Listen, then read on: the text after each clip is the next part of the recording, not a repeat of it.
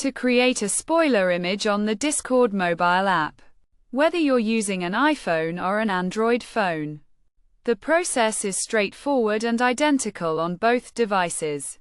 Thanks to a recent update. Start by opening the Discord app and navigating to the server and text channel where you want to send the spoiler image. Begin a new message by selecting the message option and type any text you want to accompany the image. To add the image, click the arrow next to the text box on the left and then select the plus symbol, which may prompt you to give Discord access to your photos.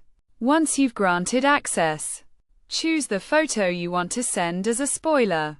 Before sending it, long press the image to open a new menu at the bottom, where you can select Mark as Spoiler.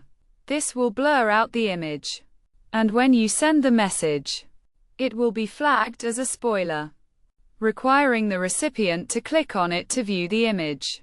This feature allows you to share images without immediately revealing their content, making it useful for surprising or sensitive information.